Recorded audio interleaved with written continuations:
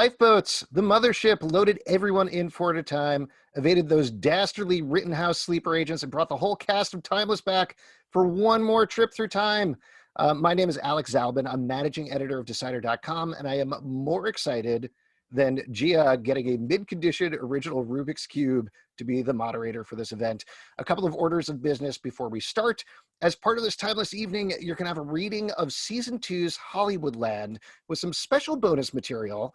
We're also going to answer your fan questions with the cast and crew after the reading. So I see so many of you have done this already, but get those Q&A set questions in before the reading ends, down at the bottom of the Zoom in the Q&A section. We'll go through and we'll answer as many of those as we can.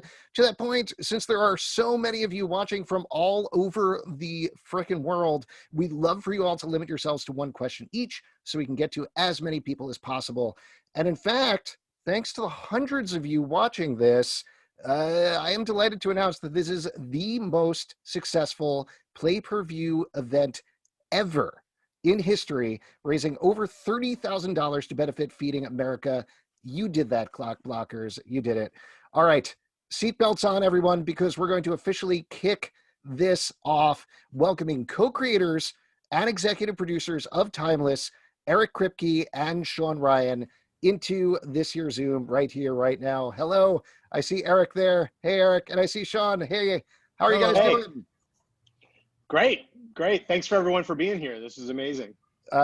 Absolutely incredible. And I mean, let's kind of kick it off with this. This is a lob across the plate, but I'm not sure if you guys are aware, the show has been brought back from the dead a couple of times here, at least in large part thanks to the fans, I think. And now here we are again 2 years later. What do you think it is about this show in particular that keeps drawing the fans back time and time again? Sean? Well, listen, I think people love the characters. I think people love to go to those historical moments, and I think that they feel like they have friends in Lucy and Wyatt and Rufus and Agent Christopher and even Flynn, who was a bad guy for half our series before kind of switching into a good guy. There's something. I mean, I don't want to sound egotistical saying this because I was half in charge of the show, but there's something magical about this show that really appealed to fans. And we were aware of that from the beginning. And, I always I always sort of sincerely mean that the show isn't canceled, it's in hibernation. And I hope that at some point, Timeless will come back out of hibernation in some form. It's come out of hibernation for tonight. So that's amazing. And now I'm going to throw it to Eric. Maybe he'll have a better answer than I did to that question. There's no better answer. No, the fans, this has been an exceptional fandom. And as a guy who's written a couple sci-fi things and have a couple groups of fans, this is a remarkable fandom. They're well educated, they're curious, they're fascinated to learn more about history, they're committed to the characters, putting good into the world. It's been a joy to have this group. Not every group sends airplanes flying over Comic-Con. It's just an objective fact. Yeah. So or sends cupcakes for your season premiere table read. I remember getting those cupcakes. Those were amazing. Those were good cupcakes. Well, so tonight we're going to do a reading of Hollywoodland. That's, I believe, the third episode of season 2. It's an awesome episode, but I'm curious to hear from you guys why this episode in particular. Big stuff happens in it. Fans know that, but why did you think this would be an interesting one to do for the reading? I was trying to think of something that would have good dialogue. I wanted something fun. We have some episodes I love that are very serious and tragic, but for this event, I felt like we should have something that was a little bit more optimistic. Who doesn't want to hear Abigail sing a little bit, which she gets to do in this episode? There's some romance, there's some twists. So I went back and forth and discussed with the partners, and I don't know, if I'd had 2 more days, maybe I would have chosen, or we would have chosen a different episode. but this all happened very fast. It came together very fast because we knew we needed to assemble a cast, and so this is the one we picked, and judging from the rehearsal that we had earlier today, I think it's a really fun one. I don't know if you want to spoil this part because obviously everybody's going to be watching it very quickly, but there was a tease that there's going to be some additional bonus material. I think fans will figure out what it is pretty quickly, but Well, so there's a couple things, we picked this, and then as we were going through the cast, I realized, oh my God, Emma's not in this episode, and that it didn't feel right. And so I made the suggestion to our partners, well, what if we could get Annie Wershing to read the stage directions? And then when she agreed, I thought, well, it's sort of a waste just to have her read the stage directions. So we wrote what we realized would be fun was if there were moments where maybe Emma was commenting on the stage directions. Let me put it that way. And so we wrote some material for that. And then also one thing people may not realize is that our first cut of this episode was pretty long. And so we actually had to trim some scenes and material and some action stuff that have been maintained. The script that we shot, that's what we're reading today. Some of these things got cut. So there will be some moments and some things that are different than how people saw it in the final cut because we had to trim something like 4, 5, 6 minutes to get down to it. So if you've seen the episode, which I assume most people here have, I think you'll recognize 95% of it, but there'll be 5-10% new stuff that hopefully it'll be fun for you. It's pretty awesome. I can say from watching the rehearsal, and I'm very excited for everybody out there to watch it. To that end, I'll be back afterwards to help with the Q&A portion. But for now, I'm going to kick it over to Sean to introduce the cast. Yeah, we just want to give you the cast list. So appearing tonight, Lucy Preston, played by Abigail Spencer. Wyatt Logan, played by Matt Lanter. Rufus Carlin, played by Malcolm Barrett. Garcia Flynn, played by Goran Visnich. Agent Denise Christopher, played by Sakina Jaffrey. Connor Mason, played by Patterson Joseph. And Gia, played by Claudia Dumit. We were able to get most of the people who appeared as guest stars in the actual episode have volunteered their time today. We want to thank them for reprising their roles. That includes playing George Antheil, Bo Bryans, playing William Randolph Hearst, John Colton, playing Officer Hank Wilson, Matthew Downs, playing Barney Balaban, James Dumont, playing the Roman chariot driver, and wait till you see this guy today, right? Jordan Right Ferris, playing the security guard, Chris Gann, playing the director, Chet Grissom, playing the doctor, Ravi Naidu, playing Michael, Josh Randall, and playing Barney's secretary, Mary Weiss. Now, there were 2 actors that appeared in the episode itself who sadly were unable to be with us tonight. They send their greetings. Teddy Sears played Lucas Calhoun, and Alyssa Sutherland played Hedy Lamarr. We are so fortunate to have a couple of amazing actors, one of whom you know from the Timeless family, who are filling in for those roles today. So Corey Michael Smith is here to play Lucas Calhoun tonight, and the wonderful, amazing Chantel Van Santen from the pilot episode of Timeless has switched roles completely. She's switched accents, and she is here as Hedy Lamarr. And finally, the great villainess herself, playing Emma Whitmore and narrating tonight's episode, is the wonderful Annie Wershing. And with that, we hand you over to the table read for this episode. Thank you so much for coming up. I've watched the chat. You're from all over the world. To the person saying they're from Northern Illinois, I'm from Rockford. Great to see you. And here we go, and welcome. It's on to you, Emma. Yeah, thank you, everybody, and fade in.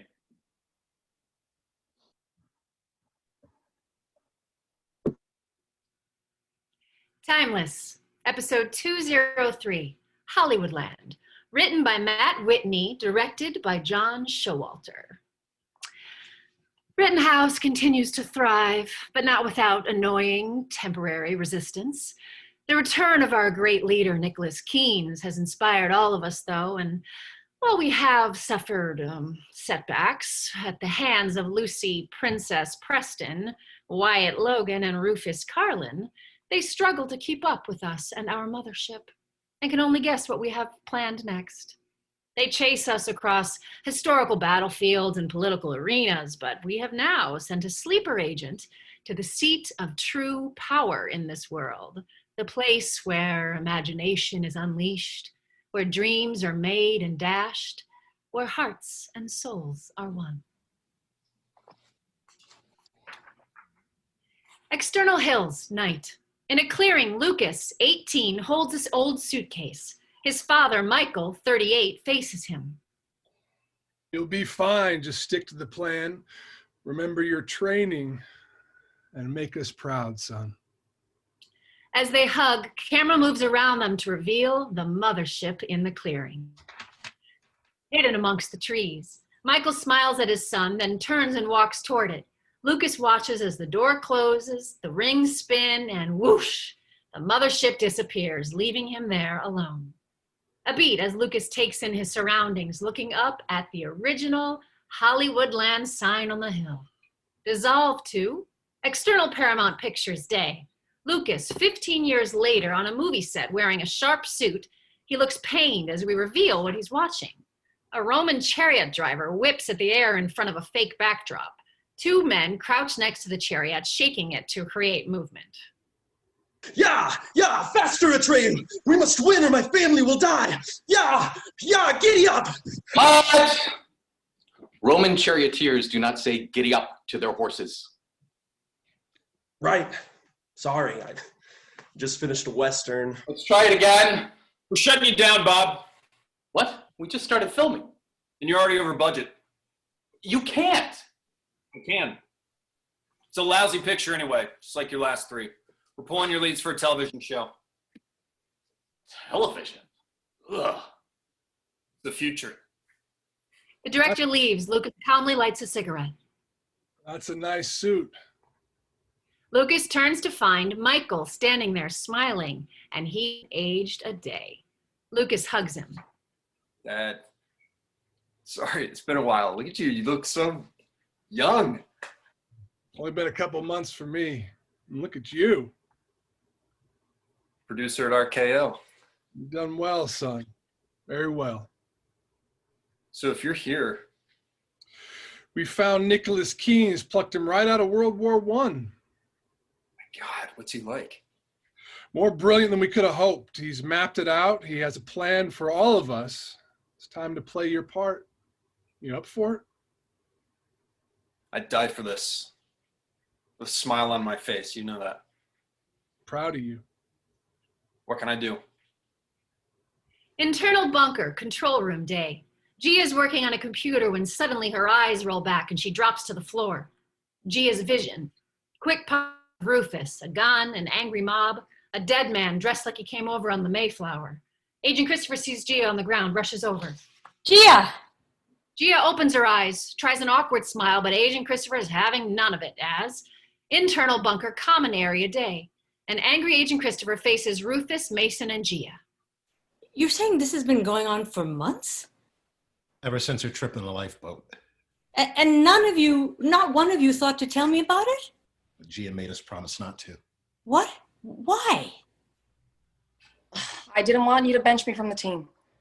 You probably think that I'm expendable, but I... Yeah, no one here is expendable. Not to me. But you need a doctor. What? Why? What's the point? I mean, unless you have one that specializes in time travel-related illnesses? She's got you there. You're not the least bit concerned about this? Re-entry issues. It's like an astronaut returning with space sickness. I'm not sure it's nothing to worry about. Seizures and hallucinations are nothing to worry about? I'm not so sure they're hallucinations. What does that mean? What are they? What are you seeing? I'm not sure. It's hard to explain. But trust me, I'm okay. Yeah, this could be serious. Guys, please stop. I appreciate the concern, I really do, but I actually have to get back to work, so if everyone would please just lay off of me. An alarm sounds. Saved by the bell. Internal bunker control room moments later. Lucy and Wyatt join Rufus, Gia, Agent Christopher, and Mason. Gia's at the computer. Where did the mothership go now? January 2nd, 1941, Los Angeles. Well?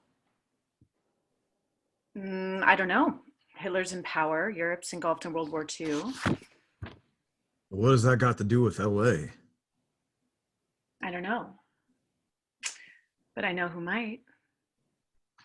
Internal federal prison, hospital wing, exam room, day. Garcia Flynn winces being tended to by a doctor, bandaging a knife wound in Flynn's lower back. Agent Christopher and Lucy enter as the doctor finishes up. There, all finished. You'll stay the night for observation. Enjoy the luxury accommodations. Yeah, thanks, Doc. I'll try to get attacked more often. Doctor exits, leaving the three of them alone. What do you think? Rittenhouse in here? Impossible. Oh, you're probably right. Well, even though we hadn't met, I'm sure the inmate who stabbed me at breakfast with the spoon shank had a very good reason. Well, where's he now? We should talk to him. Might be difficult. He's dead. How? I severed his carotid artery. But it's so nice of you to come check on me, though. That's not why we're here. I guess then. Rittenhouse took another trip. January 2nd, 1941, Los Angeles.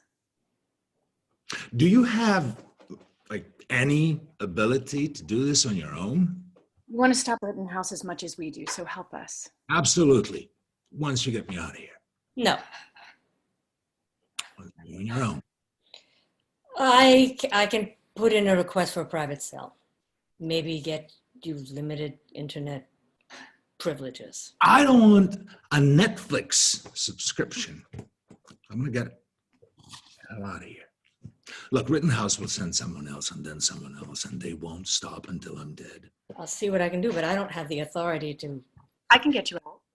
Lucy. If you tell us what Rittenhouse is doing in Los Angeles in 1941. Why should I trust you this time? Because as much as you need us, we need you more. Do either of you have a pen? I need to draw it for you. Off Lucy and Agent Christopher wondering what Flynn's up to. External Hollywood Hills day. Shot of the Hollywoodland sign and whoosh, the lifeboat lands behind the oversized letters. External Paramount Pictures Bronson Gate day. Lucy White and Rufus walk down a path in period clothes. So this is how we do it? Just steal clothes wherever we go, like a Winona Ryder pre-Stranger Things? At least there's no security tags. Not until the 60s. Think Flynn's messing with us? He gave us what he had. No, he drew us a damn Pictionary clue. He says he found the same drawing on a Rittenhouse agent dated 1941. So now Flynn says jump and we jump. If he's playing us, we play him right back and let him rot in prison. I don't think he's playing us. Lucy holds up a piece of paper comparing Flynn's crude drawing of a mountain with a halo of stars to a plaque with a similar mountain and stars, the 1941 Paramount logo. Why would Rittenhouse send someone to a movie studio? Who doesn't want to be famous? Camera pulls back to reveal the famous Paramount Pictures archway, off the three of them taking it all in. End of teaser. Act 1.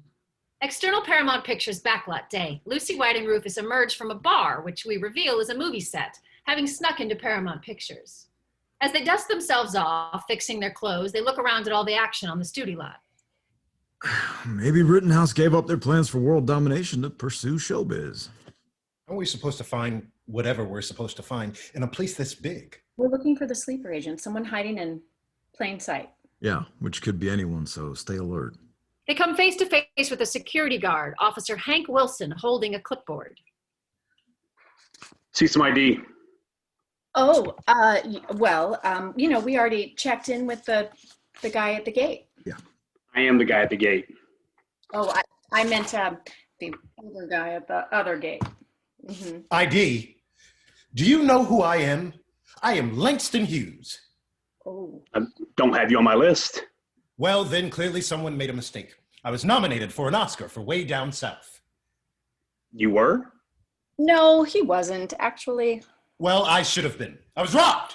And now, adding insult to injury like this. Who are you here to see? Who? I'll tell you who. The president of the studio. Barney Balaban. Barney Balaban! And you're making us late. We'll see about that. This way. As he leads them away. Internal bunker, control room, day. Mason and Gia are at the computers when Agent Christopher enters, approaching Gia. I have a doctor coming to see you. He knows about the seizures, not the time travel. I don't like doctors. Who does? But you need one. Can't decide for herself. I don't recall asking for your opinion on this. Look, my dad was having back pain, so we went to see a doctor, and he was diagnosed with pancreatic cancer. 2 months later, he was gone. If there's something wrong with me, I don't want to know about it.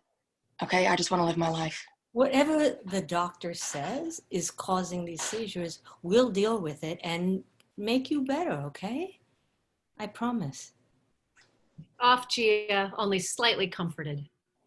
Internal Barney Balaban's office day. Officer Wilson stands next to a secretary, both of them suspiciously eyeing Lucy, Wyatt, and Rufus. I'm sorry, Mr. Hughes, but I don't have a meeting scheduled for you. That's what I thought. Come on. Wait! I'm making a musical comedy based on my book, The Ways of White Folks. These are the white folks. Brilliant actors, both of them. The next Bogey and Bacall. Bogey and who? Frank Fairbanks and Pickford. These people are wasting your time, ma'am. Just then, the door opens and Barney Balaban, 54, president of Paramount Pictures, enters, surprised to see them all. Hello there. What is all this?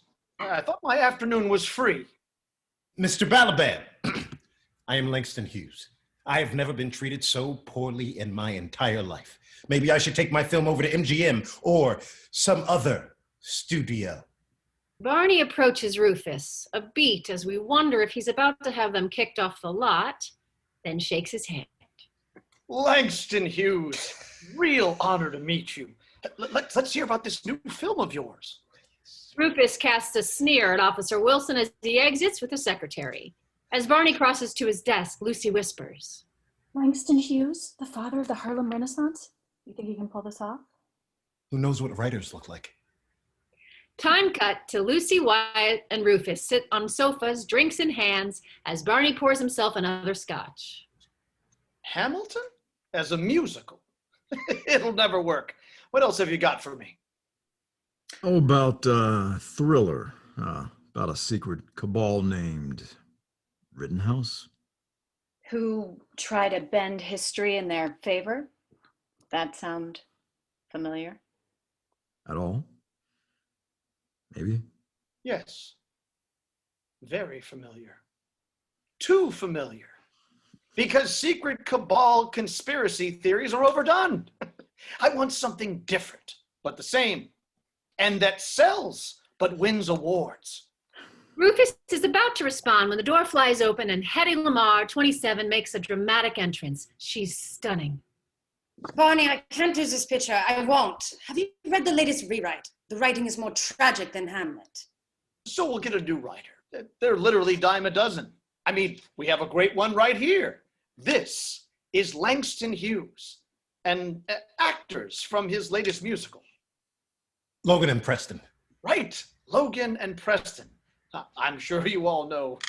Hedy Lamarr? You are even more glamorous in person. Thank you, dear, but any girl can be glamorous. All you have to do is stand still and look stupid. Oh my God, that's right. I say that all the time. you are so much more than that, though. So much more. Thank you. See you at Beverly House this evening? Sadly, yes. George is forcing me. Personally, I would rather have my teeth cleaned. Barney's phone rings. Excuse me a moment. Hello? Hold on. What do you mean RKO 281 was stolen? I know we share a wall, but I'm not closing the Paramount gates because RKO lost a picture. He slams down the phone, ushering us all out the door. Excuse me, everyone, little emergency. It was a pleasure meeting you all. Hetty, we'll speak more tonight. Get me Schaefer over at RKO. This is his problem. She picks up the phone as he slams the door shut. External Paramount Pictures sound stages day. Lucy White and Rufus walk past showgirls, soldiers, and cowboys. The lot's abuzz with activity. RKO 281 is the code name they used for Citizen Kane. It was shrouded in secrecy. Orson Welles was cutting the film until the very last second. And this is when you actually cut the film and taped it together piece by piece. There was only one copy. Did it ever go missing? Not that I know of, until now. Hold up. You think Rittenhouse stole Citizen Kane? Who else could it be? Yeah, but why would they want to? It is an amazing movie. Oh, yeah? Never saw it. You never saw it? Sorry.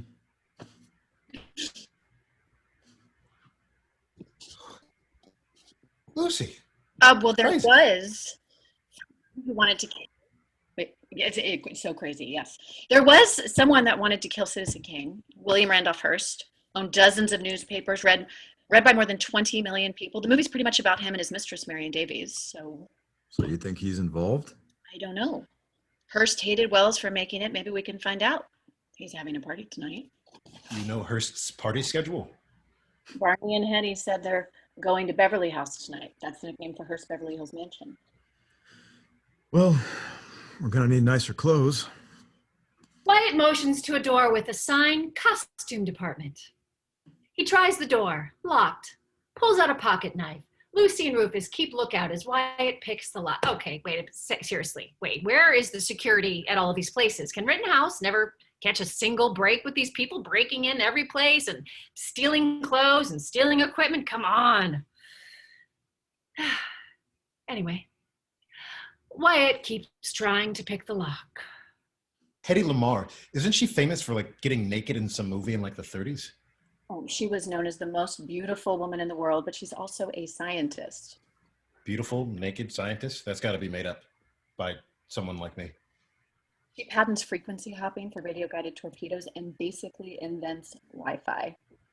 How did I not know this? Most people don't. She let the patent expire in 59 and the Navy used it in 62. It's a shame. She never saw a penny from it. Click. Wyatt's successful, swinging the door open. Of course he's successful. Show off. All right, let's make this quick. No browsing. As they all sneak inside. External Paramount Pictures backlot day. Michael meets with Lucas by his car in a private location.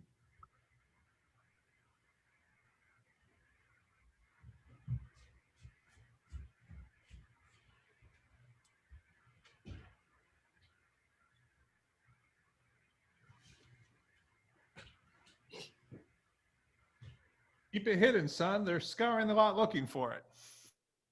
Reveals 6 large film reels of Citizen Kane in Lucas's trunk. He closes it, turning to his father. What if Carol's daughter shows up? I'll take care of Lucy and her friends. You finish the mission.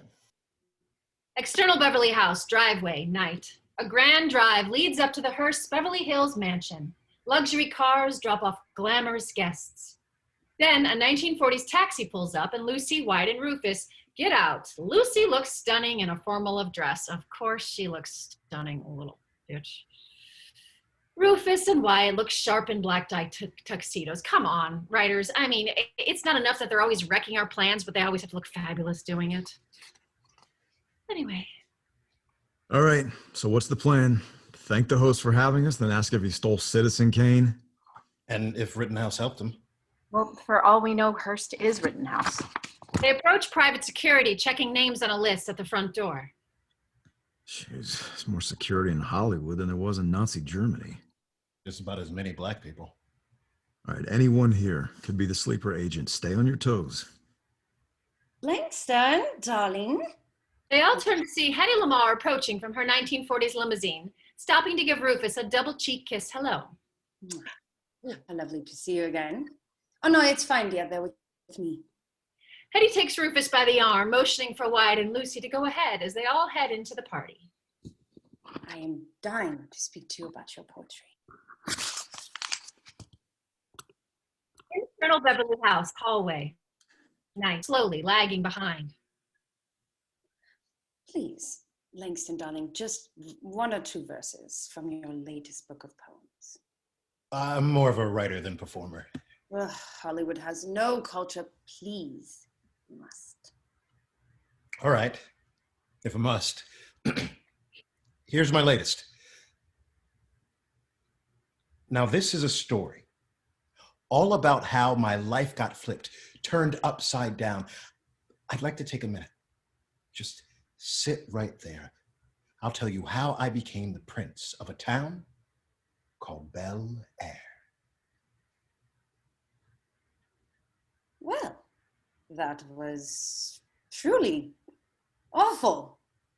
Yes, I was thinking, you know, you don't resemble the photo in your book, and now I know why. You're not Langston Hughes. So who are you really? Finally, someone who sees through their insipid BS stories. Off Rufus, busted as he considers his response. End of Act 1. Act 2. Internal Beverly House, main room, night. Glamorous guests mingle. Wyatt and Lucy scan the room as Rufus and Hetty rejoin them. Hey guys, guess what? Hetty knows I'm not Langston Hughes. You told me what you're doing here. He he did? Yep, that Hearst stole Citizen Kane and we're getting it back. He did. You're all friends with Orson? Yep. He sent us. Actually, can't really come here himself, can he? He couldn't. You know, we couldn't let Hearst do this. It's such an amazing film. You've seen Citizen Kane? Oh, yeah, of course. It's amazing. Private screening. Spoiler alert. Rosebud's a sled. Oh. Oh, what is a spoiler? Well, you know, he screened it for me also, and it is a true work of genius. So tell me, how can I help?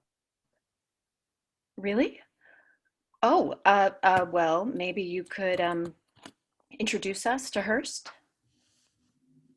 Well, I would be happy to, but looks like he's leaving the party. Hetty motions towards Hearst, heading upstairs with Luke. Who is going with him? Lucas Calhoun, producer at RKO. As in RKO 281? He's all hands. A real louse, but he makes good pictures. He's putting one together now about dinosaurs. It sounds brilliant. Calls it Jurassic Park. Sure seems ahead of his time. We need to know what they're talking about. Just then, a tipsy Barney Balaban interrupts. Eddie, Langston, and the next Fairbanks and Pickford. We have chemistry, I can tell. I'm going to help out your friends. Everyone, listen up. I'd like to introduce a talented new duo. Logan and Preston. Logan and Preston. Well, who here wants a song? Everyone cheers. Lucy and Wyatt look horrified. Oh, a song? Oh, no. Mm-mm. Oh, no, I thought you said that you two were a musical. Now, come on. You told me you used to be a singer, right? Is it part of some band? Yes, but I haven't sung in years. I mean, not since the car accident. I can't do it. Lucy, you can do this, all right? I know you can. Me? We're a duo. Preston. No. Trust me. Okay, you don't want me to sing. I will blow our cover. Lucy sighs, then follows Barney to the piano. Wyatt throws Rufus a look, and Rufus follows Hetty upstairs. Internal Federal Prison, hospital wing, exam room, day. Christopher returns to see Flynn cuffed to the bed. Where's Lucy? Traveling. I don't see any release papers from I'm this. afraid it's not that simple. I knew you wouldn't honor the deal. You're a classified terrorist. I can't just call in a favor and get you out early for good behavior. Well, then you might as well kill me yourself. Don't tempt me. As much as it pains me to admit it, we need your intel on these sleeper agents in order to stop Rittenhouse. She subtly slips him a small folded piece of paper. What's this? If you ask me, a very bad idea. Agent Christopher leaves, off Flynn, intrigued. Internal Beverly House bedroom night. Rufus and Hetty enter, closing the door behind them. You sure they're in the next room? That's Hurst's office right there. Hetty points to the wall, Hurst and Lucas on the other side. Rufus puts his ear against the wall, then shakes his head. Walls are too thick. Can I use your glass? Hetty downs her drink and hands Rufus her glass. This will amplify the sound coming through the wall. I'm familiar with acoustic coupling. Right. Of course you are. Rufus puts the glass against the wall, listens for a moment, then backs away, shaking his head. Damn, still not clear enough. I know another way, but we will need some cellulose tape. You mean like Scotch tape? Well, it doesn't matter which brand. They start rifling through drawers, looking for tape. Internal Beverly House by the piano night. Lucy stands next to the piano as a pianist starts to play. She looks to Wyatt, who smiles for support. You got this. Lucy takes a breath, nervous, singing a sexy, slightly slowed down version of You Made Me Love You. You made! Sorry, I missed it. I'm just gonna, sorry, my fault. I'm just gonna start. Let's try again. You made me love you. I didn't want to do it. I didn't want to do it. You made me love you. And all the time you knew it. I guess you always knew it. Come on. On top of everything else, she can sing like that too. Give me a damn break. Fine, whatever. Off Wyatt, mesmerized. Internal Beverly House, bedroom night. Rufus tears off a piece of Scotch tape as Hetty lifts a painting off the wall, sets it down, and pulls out the nail. First, you need a hole in the wall. She takes the tape from Rufus, placing it over the nail hole. Then you cover the hole with a thin membrane. Equalizing the pressure on both sides, funneling the sound through. There. Now you can hear them speaking. Oh, better with a glass. Rufus takes the glass and puts it against the nail hole covered in Scotch tape. Off Rufus, listening closely. Internal Beverly House, office night. Close on, a few feet of negative film strip. Reveal Hurst holding it up to the light as Lucas watches, drinks in hand. Where's the rest of it? It's in a safe place. It's all yours, all 6 reels, once you agree to our terms. A weekly column in all of your papers. What kind of column? The kind that we write and you publish, no questions asked. That's all, just one column? Small price to pay. Trust me, you do not want this film getting out. Does Rosebud ring a bell? You got yourself a deal. Lucas and Hurst shake hands. Internal Beverly House, bedroom night. Rufus listens, looking worried. Internal Beverly House by the piano, night. Lucy in the second verse of the song, her nerves having vanished, enjoying herself now. The entire room listening. You made me cry 'cause I didn't want to tell ya. I didn't want to tell ya. I need some love, that's true. Yes, I do. Deed, I do. You know I do. Give me, give me, give me, give me what I'd cry for. You know you've got the brand of kisses that I die for. You, now you made me love you.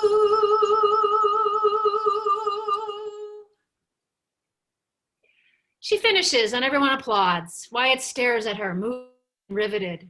Lucy smiles, blushing. Push in close on Michael, the Rittenhouse agent, applauding with the other guests in the room and plotting.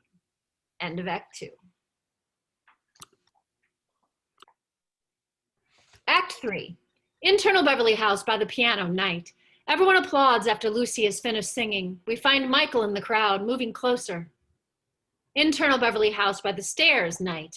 Wyatt applauds, watching Lucy, but he gets distracted when a passing waiter drops a champagne glass near him, turning to look, then turning back to see Lucy is gone. Off Wyatt, panicked, pushing his way through the crowd. External Beverly House, the service entrance, night. Michael drags Lucy out to his car, gun on her side. I'm under strict instructions to keep you alive but not unharmed. So don't try anything. Scoot over, you're driving. Where are you taking me? Back to your mother. I'm sure she can explain everything. He raises his silenced pistol and starts shooting over Lucy's shoulder. Pew, pew! Angle and Wyatt ducking behind a tree, gun drawn. Lucy, run! But before she can, Michael shoves Lucy into the car. Wyatt! He turns and fires more shots at Wyatt, ducking behind the door, but Lucy kicks Michael, sending him forward, giving Wyatt the perfect opportunity to step out from behind the tree and shoot, taking Michael out. Wyatt rushes over. He checks on Michael to make sure he's not getting back up, then takes Lucy's hand. Come on, let's find Rufus and get the hell out of here. They rush off, leaving Michael face down on the ground. External Beverly Hills driveway, night. Lucy, Wyatt, and Rufus walk outside. So he gives Hearst the movie, and in return, Hearst gives him a column? I don't see the big deal. Hearst papers had a huge amount of influence. He helped start the Spanish-American War through his use of yellow journalism. Fake news, except actual fake news. If Rittenhouse can print their own propaganda in Hearst papers, they can literally rewrite history as it happens. Whoever controls information controls everything. They're making the exchange at 10 a.m. tomorrow on stage 14. Oh, not if we're there to stop it. Oh, couldn't get a taxi. They turn to see Hetty with her friend George and Theo calling out to them from the backseat of her limo. Lucy covers. Hi, Hetty. You still look beautiful. Just, it's such a nice night. We felt like walking.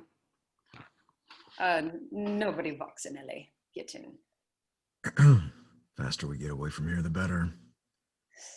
So, where are you staying? The three exchange glances. Hadn't crossed that bridge yet. Internal bunker, control room, day. Agent Christopher approaches Mason at a computer. Where's Gia? Still in with the doctor, hearing the bad news, thanks to you. Well, that's optimistic. I'm being realistic. Had you spoken with me before insisting Gia see a doctor, I could have saved you the argument and given you the prognosis myself. What are you talking about? But when we first began testing the lifeboat, we had 2 pilots come back with the same symptoms. I told you all. I warned them the lifeboat isn't equipped for more than 3 people. What happened to the other 2 pilots? We ran test after test. None of it mattered. Mason, what happened to them? One of them is being treated for severe schizophrenia, and the other died of a brain aneurysm. Does Rufus know about this? Have you met Rufus? No. Do you think he would let Gia risk her life if he'd known that? So you kept it from him, from all of us? Oh, yeah. Why didn't you have me arrested? But no good will come from her knowing. There's no medicine to fix this. There's nothing any of us can do. Finally, some good news for a change. Off Agent Christopher taking that in. External Hetty's house, pool area, night. Hetty and George lead Lucy, White, and Rufus into the gorgeous pool area outside her home. George beelines for the bar. George, darling, can you make us some drinks? Thank you so much for letting us stay here. Boss, any friend of Orson's a friend of mine. George, what do you plan to do about Orson's picture? We're hoping to kill the deal. How'd you know all that with the tape and a hole in the wall? I have an inventive mind. She has an entire room devoted to her inventions. You knew what I was talking about, though, with the sound waves. Well, yes, not to brag, but I'm somewhat of a scientist myself. Would you like to see what George and I have been working on? She says that as if you actually have a choice. Hetty takes Rufus by the arm as she tells Lucy and Wyatt. You two lovebirds make yourself at home. Now, did you know torpedoes are radio guided? We found a way to change the signal, making it harder for enemies to detect or jam. Hetty leaves with Rufus on her arm and George in tow. Once they're gone, Wyatt turns to Lucy, amused. Lovebirds? The next Fairbanks and Pickford. External Hetty's house, pool, night. Light bounces off the pool water onto Lucy and Wyatt as they take their shoes off, drinks in hand. So, how long have George and Hetty been together? Oh, they're not. They're just friends. He's a talented composer, Hetty's inventing partner. Their idea for frequency hopping came from his knowledge of piano players. Well, he doesn't look at her like an inventing partner. Well, George does have a giant crush on her. I mean, as most men do, but he was married when they met. Bad timing. Of course, Hetty's also into taller men, and George is 4 inches shorter than her, so. Ooh, poor guy never had a chance. Well, you know, some men find a beautiful woman with brains intimidating. Hetty just wants to be respected. Yeah, but I wasn't talking about Hetty. You find me intimidating? Oh, no. Oh, you thought I meant you. Oh, no. No. I just meant that you're not hideous. Wow. Not hideous. Lucy, would you just, you're beautiful, okay? What? Nothing. Sorry, I don't feel that way. I've always been kind of a nerd. Okay, I doubt that. Oh, it's true. I skipped my prom for speech and debate tournament. I regret nothing. Wow. Yeah. Oh, and you, I'll bet you were the jock who had girls lining up at your door. Well, I was suspended for drinking on campus and barred from the prom, so yeah, I was pretty lost back then. You saved my life, Which time? The Alamo, Watergate? I'm starting to lose count. Jeez. Okay, that's not what I meant. You know why I took this assignment? Because it was dangerous. After Jessica died, I just sort of stopped caring about anything. But not anymore. When I was with my mother and I thought that you were dead, I felt that way too. What about now? Now, what? A beat as they look at each other then. Hard cut to internal pool house moments later. The door slams as Lucy and Wyatt enter, facing each other. Lucy backing in tentatively as Wyatt walks forward. Their eyes locked, nervous excitement, a little shy, vulnerable. Close on Lucy, close on Wyatt. This is going to happen. Unable to wait any longer, they finally give in, kissing passionately. The kiss lingers, the kiss we have waited 18 episodes for. A beat as they both instinctively pull away. Did they both just feel that? Wow. They lock eyes. Wait, I'm sorry. Do I seriously have to read this? Because this is like the grossest thing I've ever heard, pretty much. It's seriously time to block #Light on Twitter. That's all I'm saying. Okay. And then neither of one can resist any longer. They passionately kiss again, more intensely, spinning around and reversing position, both more sure now, giving in, until Lucy abruptly stops. on Wyatt wondering what's wrong. And then Lucy closes the door for privacy without even looking at it and returns to Wyatt. Just the hint of a smile, reassuring him that, oh yeah, he wants this too. And this time, nothing's going to stop them as they embrace again, fall onto the bed together as we, mercifully I might add, arrive at the end of Act 3.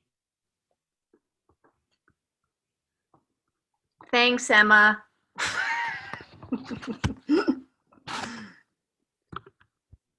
Act 4, internal pool house morning.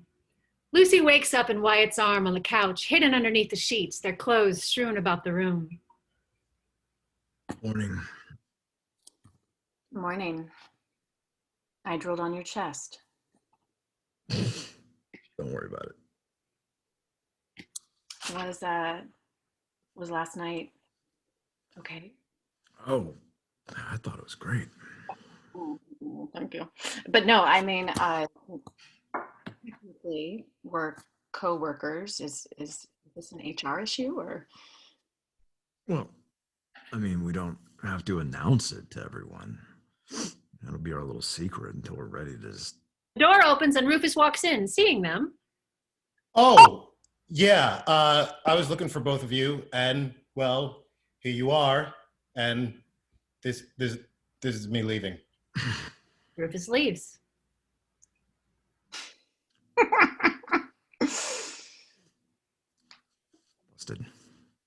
Busted.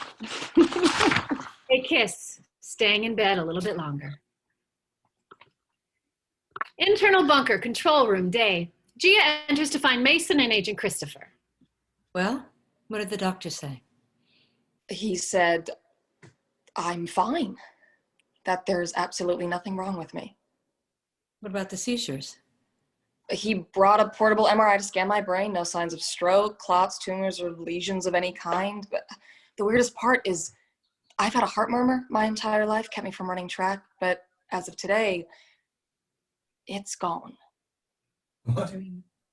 Gone. It's gone somehow. My heart murmur was cured, and same with the cyst on my ankle. What about the visions? It's still happening, still having them, but my brain is fine and my heart is fixed. It's like I'm good as new. What the hell happened to me on that lifeboat? Off Agent Christopher and Mason wondering the same thing. External Paramount Pictures, executive building, day. Lucy, White, and Rufus watch a door from across the street. So, how was your night? Rufus. It's cool. I won't tell anyone. Maybe Gia. Okay, definitely Gia. But not Christopher or Mason. White and Lucy exchange a look, not sure what to say and too happy to hide their secret. So, is this happening? It's happening, isn't it? Is it a thing? Cool. Wait, there he is. Reveal Lucas exiting the building and walking around a corner. Once he's gone. All right, let's go. Our heroes. Okay, wait, just one. Who says they're the heroes? I'm the damn hero in the story. You're just telling it wrong. Anyway, the three annoying heroes follow after him. External Paramount Pictures of Avenue A, day. Lucy, White, and Rufus follow Lucas, keeping a safe distance. External Paramount Pictures, stage 18, day. Lucy, White, and Rufus round a corner to see Lucas opening a door to stage 18, disappearing inside. They rush over to the same door, slipping inside, unaware of a security guard who saw them go in. Internal soundstage, day. It's dark, quiet, nothing filming here today. Lucas crosses to an old Western wooden coffin movie prop. He opens, then moves. Two industrial film enters, drawing his gun, leading Lucy and Rufus around the naked back walls of a movie set. They stop near an opening, hearing voices. Wyatt peers through to see Lucas meeting with a Hearst goon in the middle of the set, the two metal cases between them. Must be one of Hearst's guys. Is that?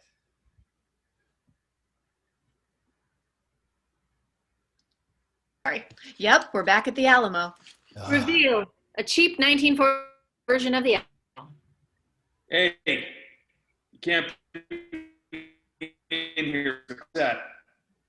Our heroes turn, surprised by the security guard behind them, and Lucas is alerted to their presence. Without missing a beat, Lucas pulls his gun and starts shooting. The security guard gets hit, going down. Wyatt returns fire, and the Hearst goon runs, leaving the cases behind. Hey, the film! He exits. Lucas fumes, riddling the wall of the Alamo that our heroes are hiding behind with bullets. Lucy and Rufus tend to the security guard, applying pressure to his wound. He's losing a lot of blood. Wyatt peeks out to see Lucas heading for the door with the case. Wyatt shoots, bullets ricocheting off the door. Lucas drops the case and quickly ducks behind a stage prop. A beat as they wait to see what the other will do. I spent 15 years building to this day. 15 damn years. Stay here. Careful. Wyatt and Lucy exchange a look as Wyatt slips out to the maze of studio props and fake walls, inching towards Lucas. Was it you? You killed my father? Wyatt zeroes in on his hiding spot, moving closer.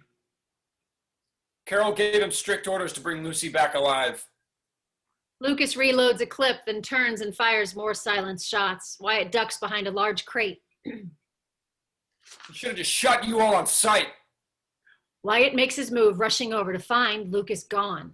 Wyatt studies the myriad hiding places within the soundstage, stalking through like a lion hunting his prey. Lucas does the same, gun raised, looking for Wyatt through the set maze. Meanwhile, Rufus sneaks over to get the cases. Looking all around as he moves toward them, reaching out to grab them, reveal Lucas with a clean line of sight on an oblivious Rufus. He takes aim, then pew, pew, pew! 3 shots are fired. Startled, Rufus looks over to see Lucas with his gun pointed directly at him. Then Lucas drops, to reveal Wyatt standing behind him, gun raised, having shot Lucas in the back. You know what?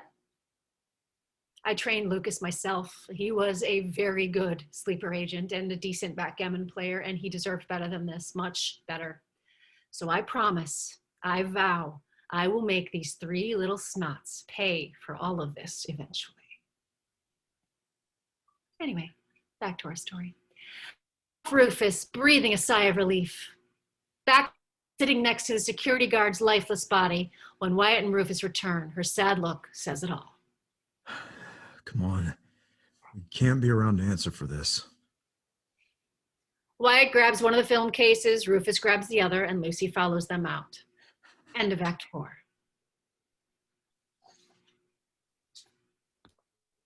Act 5. External Paramount Pictures, New York Street Day. Rufus stands next to Hedy Lamarr in her cast chair on a film set, the 2 metal cases by her chair. You'll make sure he gets these? You're not actually friends with Orson, are you? No, but I'm a fan of his work. Aren't we all? Where shall I say got them from? Well, you're pretty much a genius. You'll think of something. Oh, and one more thing. Your patent for frequency hopping? Yes, we plan to apply for it soon. Well, you're way ahead of your time. The Navy probably won't use it until 1962, if I had to guess. So whatever you do not let that patent expire. Smiling, off Hedy watching him go, intrigued. Internal car day. Wyatt's attempting to hotwire the car as Lucy keeps watch. Got a long drive ahead of us. You sure there's no one up there? Pretty sure. Prison was just built. Nobody's in it yet.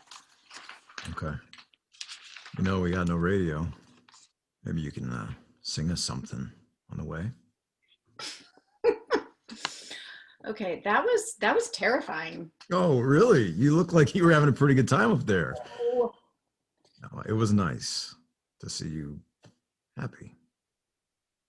Wyatt gets the car started, leans in to kiss Lucy, just as Rufus opens the door and climbs in the back, killing the moment. So, how'd it go? Citizen Kane's in good hands. Also, I have to agree with Agent Christopher. This is a terrible idea. My thoughts exactly. Either of you have a better one?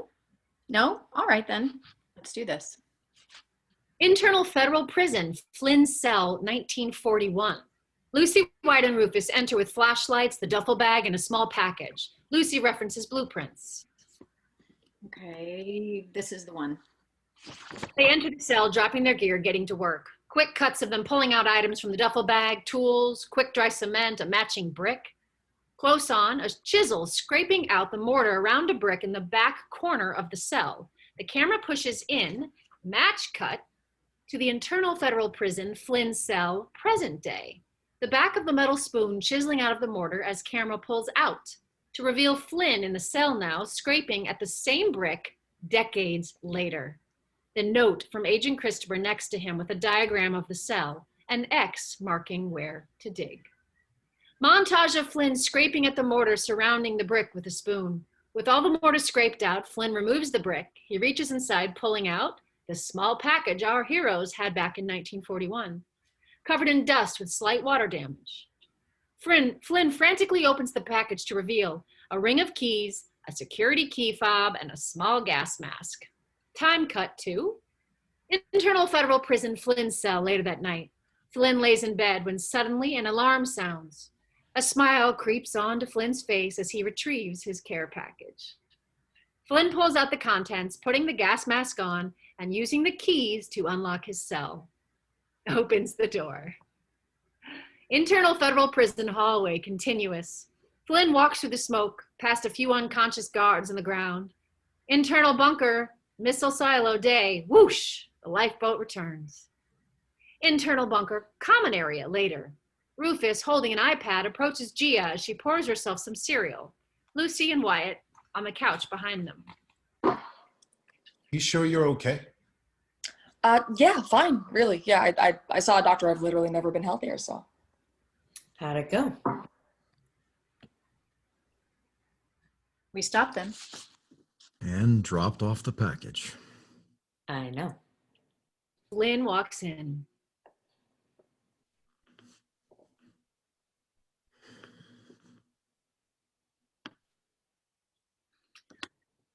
Wyatt walks past, refusing to even look at Flynn. Just keep him on a leash. Wyatt starts to leave. Lucy catches up to him. Hey, so last night Was amazing. I'm glad we agree. So what now? Well, you know, we're already living together, which is a pretty big step, so. Wyatt smiles. Lucy does too. Then his phone dings with a message. Wyatt checks it, seems unnerved. You okay? Yeah. It's just seeing Flynn here with us, you know, I don't like it. I know, but we're on the same side now. And I believe that he can help us. Yeah, he can, but will he? I mean, he got what he wanted, now what? Let's forget about Flynn. What matters is that we have each other, right? But Wyatt's distracted by the same text message. What is it? What? What? No, it's nothing. Nothing. Listen, I'm gonna go clean up real quick here. Wyatt suddenly turns and leaves. Lucy looks concerned. She's about to go after him when Rufus approaches, excited. Lucy, check it out. I told Hetty to renew her patent, which she did in 1955. So now when the Navy uses it during the 1962 blockade of Cuba, Hetty and George still own it. Gosh, I'm so glad they got the credit. Yeah, and about $30 billion to go with it. 30 billion? Billion, yeah. She quit acting and formed a tech company. According to Wikipedia, Bill Gates ain't got nothing on Hetty Lamar. An alarm sounds, blaring throughout the entire bunker. What is that? Someone's breaking in. Do you think Rittenhouse tracked Flynn here? Or he betrayed us. Where are your guns? You wish. Everyone, stay with me. Agent Christopher leads them all out, gun drawn. Internal bunker corridor continuous. Agent Christopher heads toward the steel door exit to find it open. Mason joins them as Agent Christopher picks up a crowbar laying near the busted door handle. Nobody broke in. They broke out. She looks around to see who's missing as Lucy realizes. Where's Wyatt? Internal dive bar day. Wyatt walks through the crowded bar, scanning the room. We stay on his face until he stops, finding who he's looking for. A beat as Wyatt summons his courage, then crosses to... Jessica? Wyatt looks confused and hopeful and distraught all at the same time as his wife, Jessica, turns around. Oh my God. You're actually here. Camera pans from Jessica's wedding ring on her finger up to her confused face. That's right, Time Team. Team Rittenhouse has a little surprise for you, and her name is Jessica Logan. But that's for another episode. As Wyatt stares at his seemingly brought back to life, we smash to black. The end. All right, everybody. First of all, big round of applause in your homes, I guess, for the entire amazing cast. Everybody coming back, you're all awesome. Abigail Spencer, you're also awesome. Thank you for jumping in very quickly. But a specific shout out to the cast who is not coming on for the final panel. I wanted to give a shout out to Bo Bryans, John Colton, Matthew Downs, James Dumont, Jordan Ferris, Chris Gann, Chet Grissom, Ravi Nadeau, Josh Randall, Mary Weiss, all reprising their roles from the episode, which is awesome. Also, shout out to Corey Michael Smith for jumping in, Chantal Van Santen for jumping in, and as mentioned before, Annie Wershing for pulling double duty, not just as Emma, but also as the narrator. You're all amazing. And again, for those of you watching at home, big round of applause because that was fantastic. We're going to say goodbye to them for the moment, have them do a little, I guess, backstage party, however that works on Zoom, and welcome in the cast here for your fan Q&A.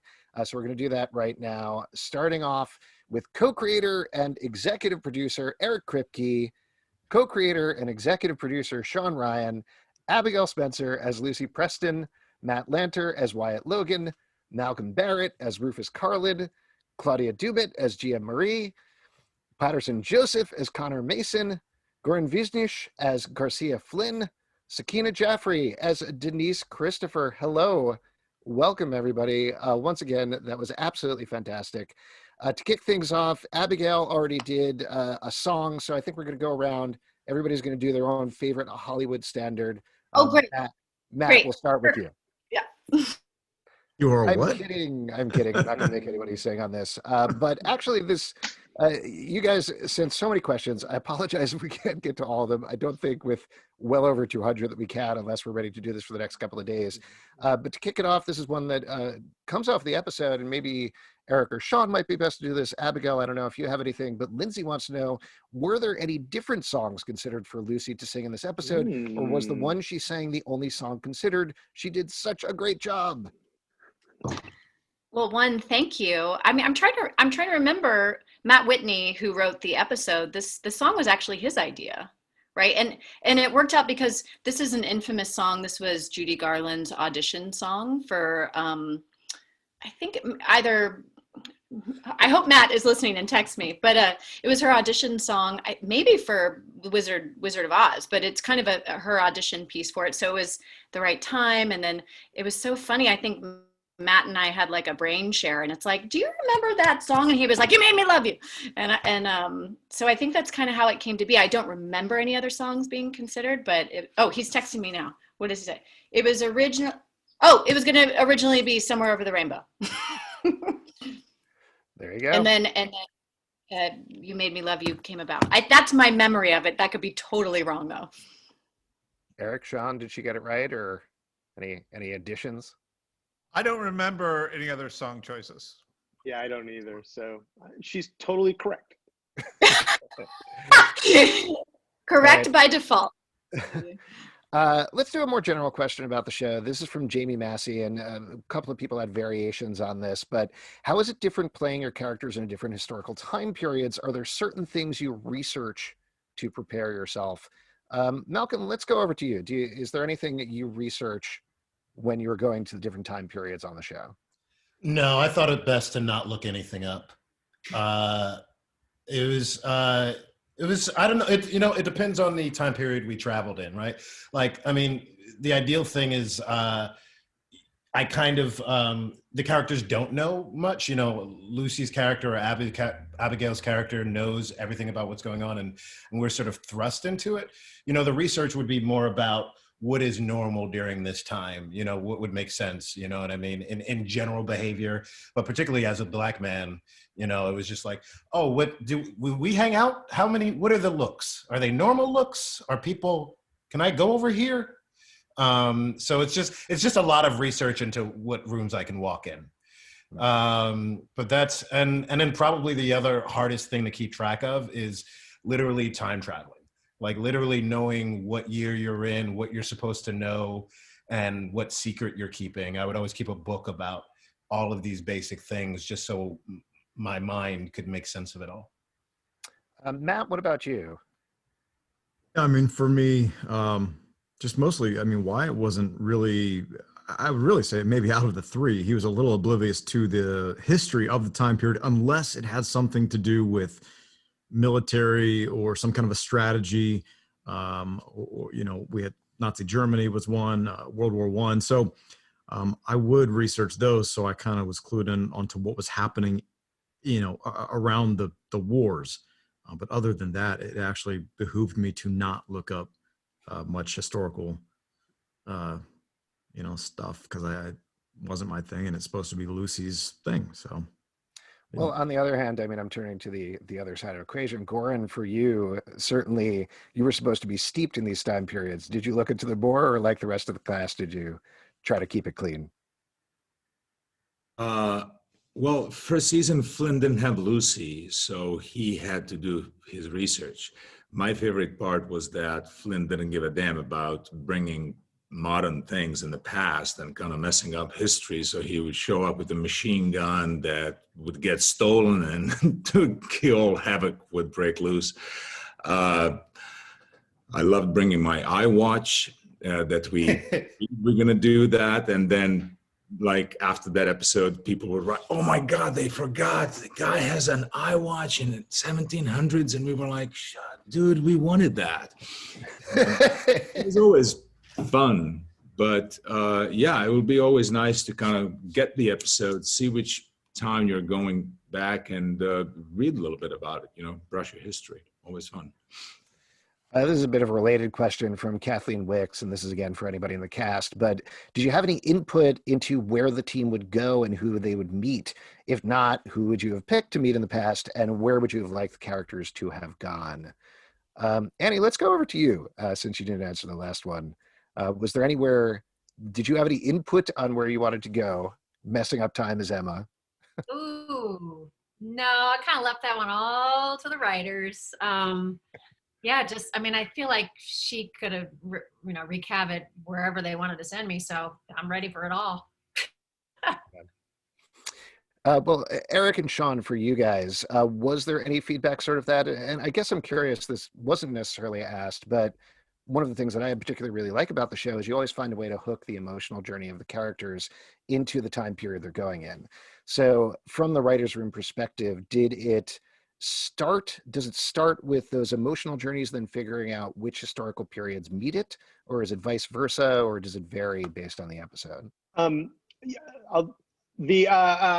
think it's sometimes it's both, depending. Like, we had a couple historical periods, we really wanted to go to. Bass Reeves was a story we were dying to do for a while, for instance. But in general, the move is usually starting with emotional arcs. It's just good process for really any show. You start with, where are they emotionally, where are they going, and then you look for the time period that best fits that. We have a list. We would have a list of the time periods that we like. I'm obsessed with Robert Johnson, so the Robert Johnson episode was one I definitely wanted to do. But we would look at, here's where they are emotionally, episode by episode, and then which of these time periods would best fit. And now Sean will contradict everything I'm about to say. Eric was never there making any of these decisions. I don't know what he's talking now. Now, Eric's. I would say that there were some examples, like when we found out that Ian Fleming had been a spy in Germany during World War II, we were like, no matter how much we have to manipulate things, we have to do a story around that. And then there are other times where we do have to find the emotional thing. You know, something, I don't know how many of you remember, the actors may not remember at all because they never saw the script, but we almost did a Hollywood episode, season 1, that was going to revolve around the director, John Ford, was choosing between 2 actors to play the lead role in Stagecoach. And it was John Wayne, who became famous off that movie, and the other choice was Ronald Reagan. And we toyed with the idea of doing an episode where Rittenhouse manipulated it so that Ronald Reagan would become the actor and then would never go on his political journey and everything. And ultimately that story never came together in a way that we could sort of launch because we didn't really have the right emotional stories to tell during it. So we knew we wanted to do something in classic Hollywood land, but it wasn't until season 2 when we came up with, you know, the Lucy Wyatt story at the heart of this, and Flynn in the cell and all that it came together so we could do it. Yeah, I'd also say that we got really a lot more focused in season 2 of making sure we were telling stories of women and people of color. Like, I think we really found our zone in terms of showing the historical stories that, you know, aren't told often enough. And I feel you could feel the evolution of that as the series goes on, that we got better and better about, you know, picking really interesting untold stories. Getting back to the input thing, I'm curious to hear from the home team, from Claudia, Patterson, and Sakina. Obviously, you all end up traveling through time by the end of the series, but were there points, just once for Sakina, but for the 3 of you, were there points when you were trying to get yourself in the mothership, when you were saying, not the mothership, the lifeboat, and saying, hey, come on and let me travel through time? Yes, always. No, I loved that I wore pajamas to set every day, so I was very excited about that. I didn't realize how difficult it was getting in the costumes, guys, until it happened to me. It was so crazy. Be in these elaborate, God, it was 17 layers underneath walking to set. Patterson, what about you? What's up, guys? I shamelessly begged them to send me back in time. I think I actually even sent an email. What a cheek, eh? I even sent an email to both Eric and Sean and said, why can't I go back in time? It makes so much sense. I mean, I really should be going back in time. And then they flipped it on me and made me terrified, made Connor Mason terrified of going back in time, which is a brilliant twist. I didn't see it coming. It was great. That was a great episode. This is a question from Courtney M. Abby, I just love your style so much. I also adore Katharine Hepburn. Did you get to keep the Philadelphia story dress from the episode? That is a point of contention in the group. I actually, Marianne Cheo has one set aside for me. I got to keep the Bonnie and Clyde costume because we had multiples of each. So when we had multiples, I actually have the skirt. I bid in an auction to win Lucy's skirt from the Abraham Lincoln episode, by the way. Like, I saw that they were like auctioning off all the costumes, so I bid on all of them, and the only one I could get was the skirt from the Abraham Lincoln episode. So I have Bonnie and Clyde. Marianne has that one stowed away for me, and then the skirt from Abraham Lincoln. All right. I stole the recorder. And I wanted to add that I actually have all of Abby's clothes from her.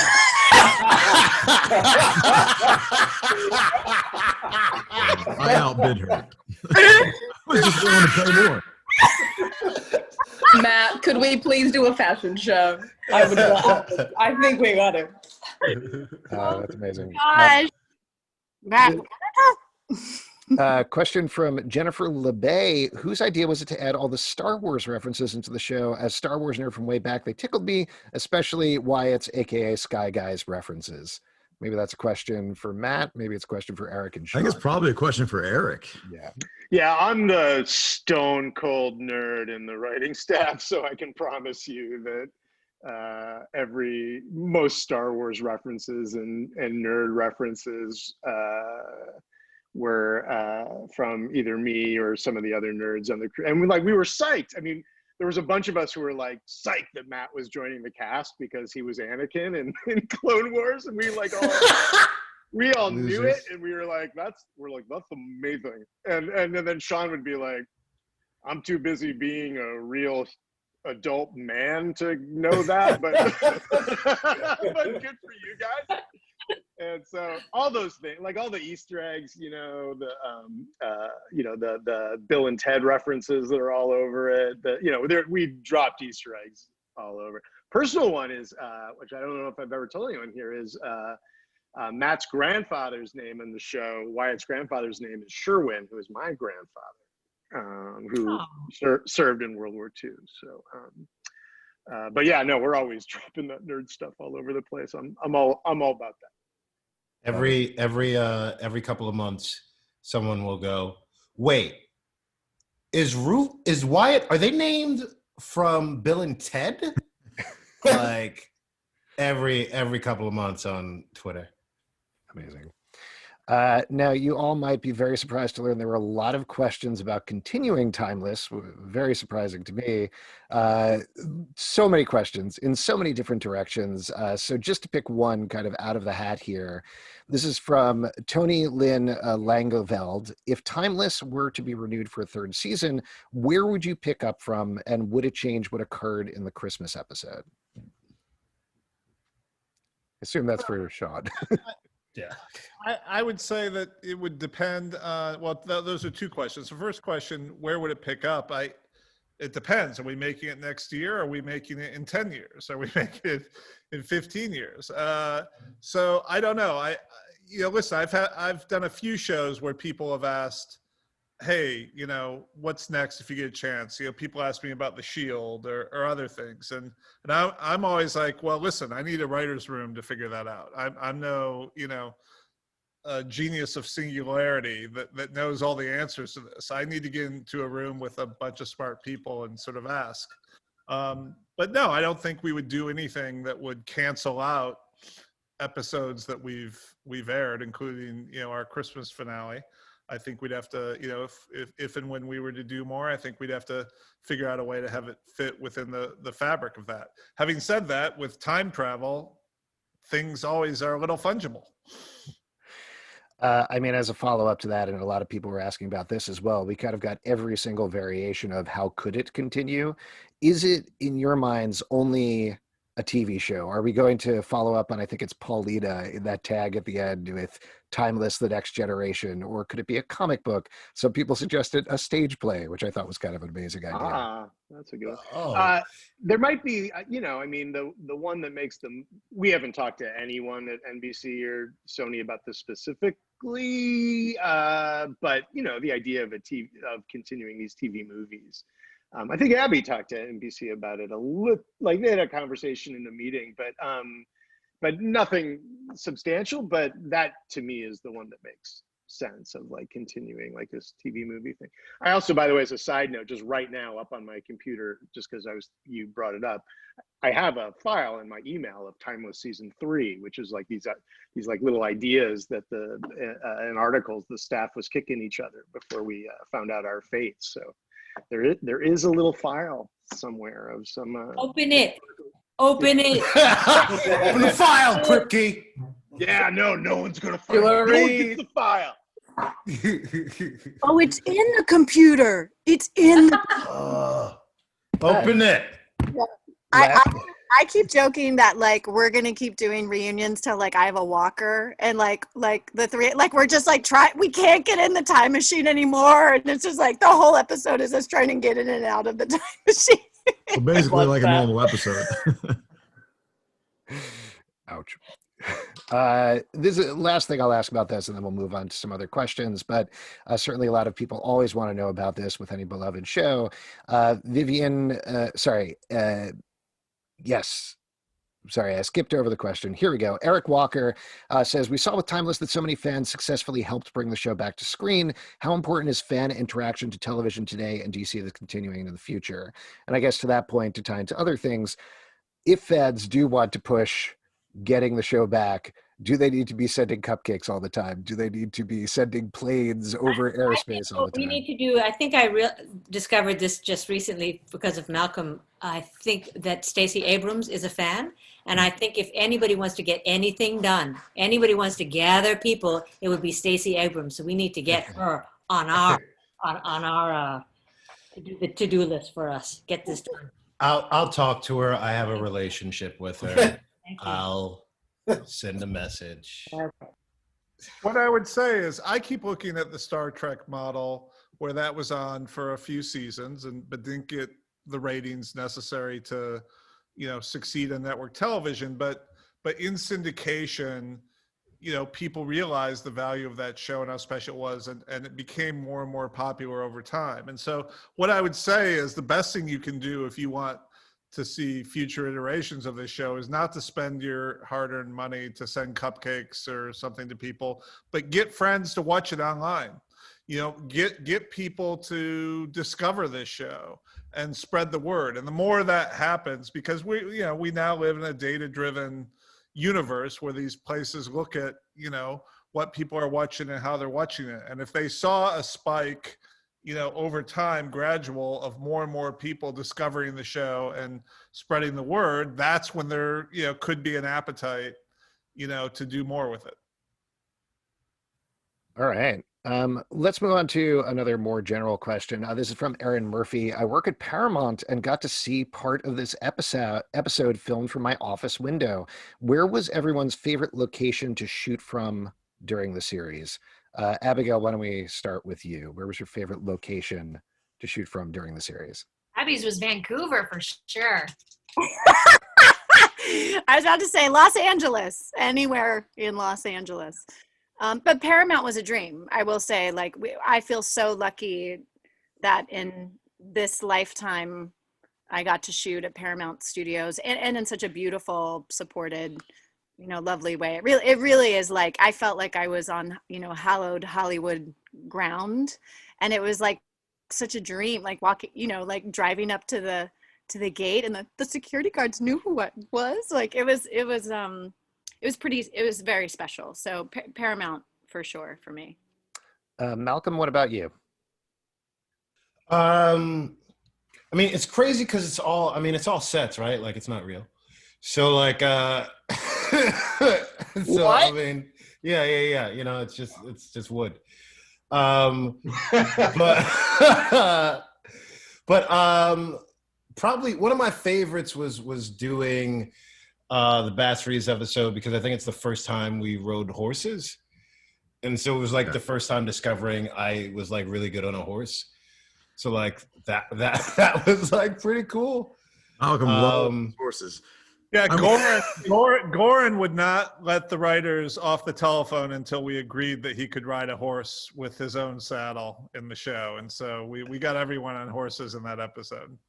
I will say I along with Abby, just working at Paramount was really, really awesome. But I think maybe if the question asker was wanting a location thing, I will agree with Malcolm. The Bass Reeves episode was really cool. We were up in Canada, and snow was not written in the script, and it ended up snowing that episode. And we were kind of all scratching our heads thinking how are we going to do snow with a Western? And then it ended up being awesome. And some of the shots we shot at this massive rock quarry where we were on the horses, there was snow on the mountains around us, and it just ended up being this beautiful, scenic, amazing episode. And it only happened because that actor was sick, right, for 3 days, and we had to film it, and then there was snow all of a sudden. Yeah, Daniel was ridiculously sick, and so we had to wait it out. And by the time we came back, it was snowing. Yeah. And so when you see us all wearing blankets and stuff, it's because we're cold.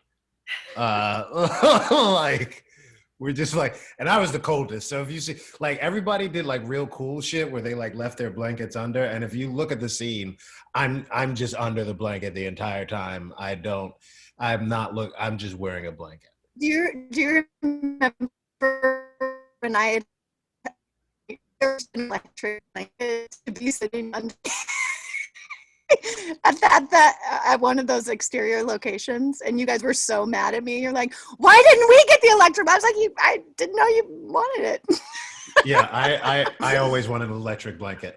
From now on, I put an electric blanket clause in all of my future projects as a result of I think time. you're referring to the moment we were out like in a rock quarry and we're all freezing, laying on stone. And we get out there and Abby's got an electric blanket, like from her own generator. We're like, what? What is happening? Me and Malcolm had hot pockets. They're like this big and they go in your pocket. I don't know. I actually can't remember the series of events, but I think I'd like casually mentioned, and they only got one. It's very casual. My other favorite location was probably the 80s ones, but only because I got to play Miss Pac-Man all day. Goran, what about you? Did you have a favorite location to work in? Yeah, I have to say I was pestering these poor guys for horses. I was like, guys, come on, let's just go someplace that we can use horses, we can ride horses. And then Bass Reeves' episodes was because Daniel Lessing was sick. He got virus or whatever. I mean, and we were delayed, and the snow came, and what Matt said, it was just magical. It was really insane. And then that morning we came on set with the horses, and now we need to go through this big patch of grass yesterday, but now it's just snow. So we don't know where the holes are and whatever. And they say, you guys, you have like 10 minutes to shoot, yes or no. And we're like, yeah, let's go. It was just, and everything worked out. It just worked out. It was really magical. And I used my own saddle and the horse that I rode probably 50 times through the years because my friend was the stunt coordinator. So it was a special episode, a very, very special episode. Yeah. Goran would always get the man award for the show, just in general. The manliest man out of the most masculine. I'm gonna fix my sunglasses here. I'd want to ask Sakina, Claudia, and Patterson about it, but you mostly were in a bunker most of the time. Just to ask something different, Sakina, for the episode with the flashback, did you coordinate with Karen David on your performance at all? Did you guys talk and kind of figure it out? Oh, you're muted. There you go. Zoom. Yeah. I met with her and hung out, and we became fast friends. And I think she listened to the way I talked. She watched my mannerisms, and no, she was just dreamy to play a younger version of me. Dreamy. Yeah. Really. So, Patterson, for you, this isn't exactly related, but I'm curious. Everyone else kind of gets their happy ending in the finale, but we don't really hear what happens with Connor Mason. Do you have an idea of what you want to see? Did he come up with that one great new invention? Did he take up blues producing full time? Where is he in 2023? You know, there's a strange thing about being an actor. Sounds terribly cynical, but once you've finished a job, you often just go and put it somewhere in a cupboard. And then somebody reminds you, did I shoot that? What did I say? Who was I? So this is a hard question to answer. I think I had lots of ideas at the time. Now my mind's a complete blank. I think I was sort of following the Elon Musk thing. I'll probably be on Mars now. I think that's probably what he would have done. He would have redeemed himself somehow with dismantling Rittenhouse, and then he would have sort of climbed back on the billionaire bandwagon and been Elon Musk. He'd been on Mars, yeah, heading for Venus somewhere.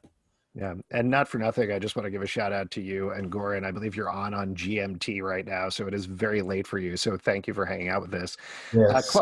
Claudia, we got this question a couple of times, and I don't know if this is for you or necessarily for Eric or Sean, but another one of the dangling things from the finale is Gia's visions aren't really dealt with at all. You know, we have them throughout season 3. They seem to be developing, but I think by necessity, they're kind of left out of the finale because it probably would have made things too complicated. Do you know if there was a plan for them potentially going forward? That's not a question for me. All right.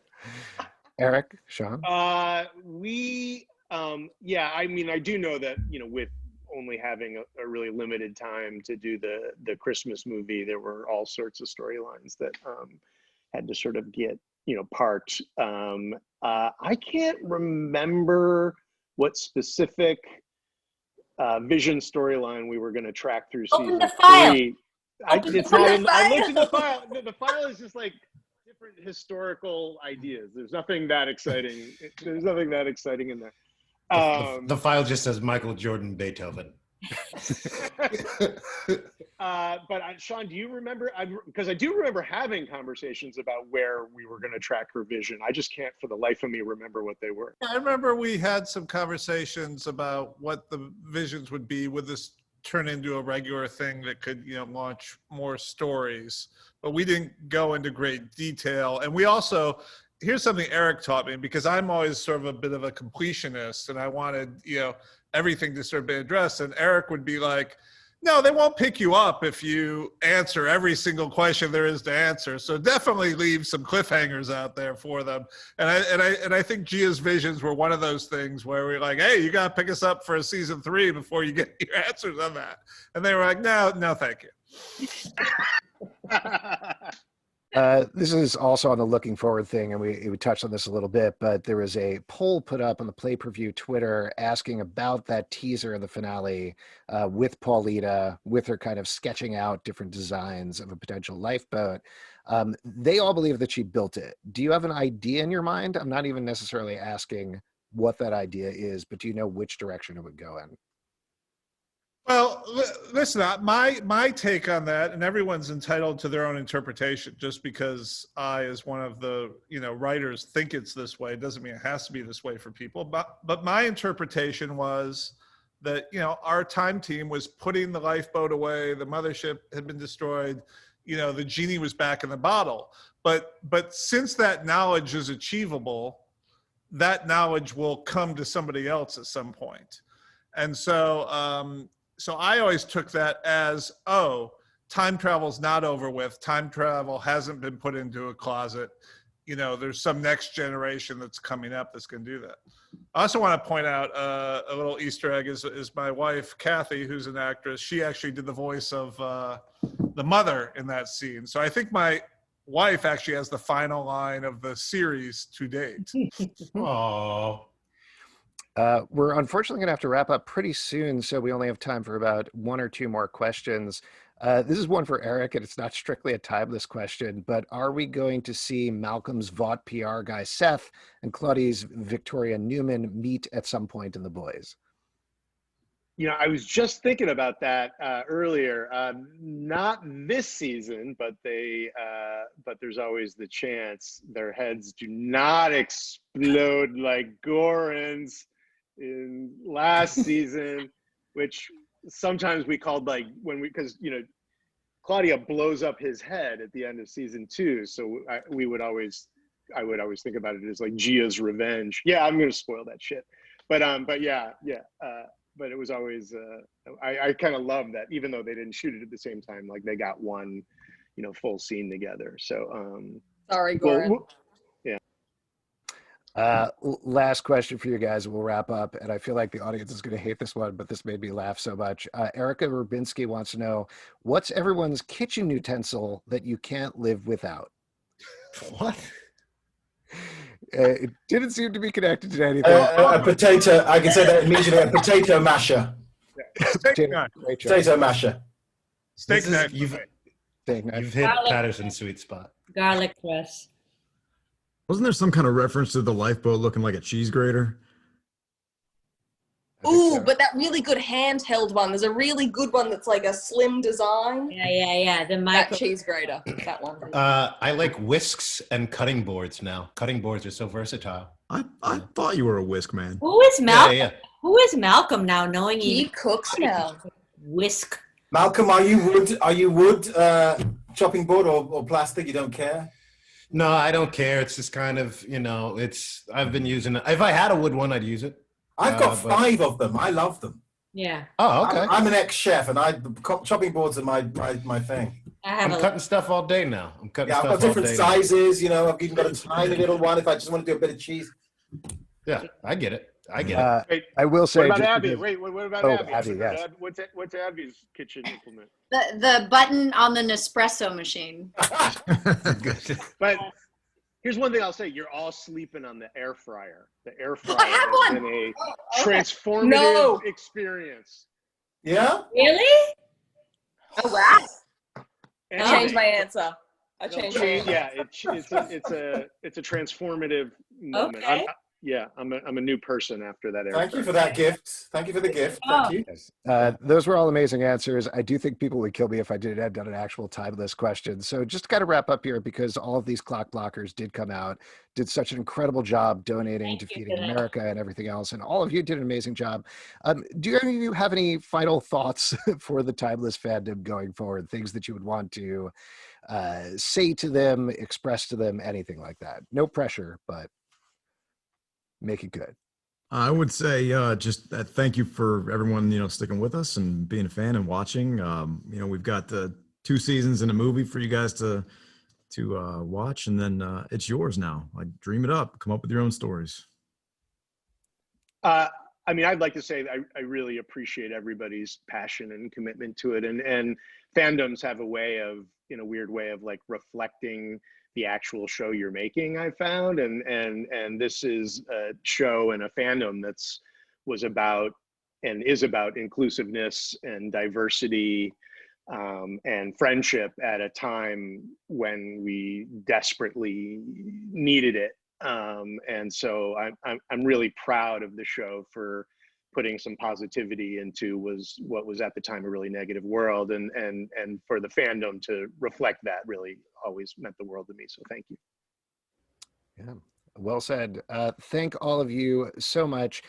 Shout out to everybody here on the panel. Thank you to Eric, Sean, Matt, Claudia, Patterson, Sakina, Goran, Annie, Clockblockers, I think is this guy's name. Abby, you skipped Abby. Thank you to Abby. No, and Abby. I got Malcolm is first on mine. And Abby, thank you all so much. You're all amazing. And a couple of quick notes for all of you at the end here. That is all the time, no pun intended, we have for tonight's event. Thank you all for tuning in. Your amazing questions. And if you have some fellow clock blockers who couldn't make it, the event will be on demand until January 27th. Current participants will get a link later this evening. You can also find out about upcoming events at play-purview, PERVIEW.com. And you can donate to feedingamerica.org at literally any time. See you all in 2023. Fingers crossed. We'll see what happens. Good Hey, night, guys. everybody. You're all Thank wonderful. you. Thank you so Thanks. much. Be well, Thanks, everybody. See you guys. Good Thanks. luck. Thank Good you, night. everyone.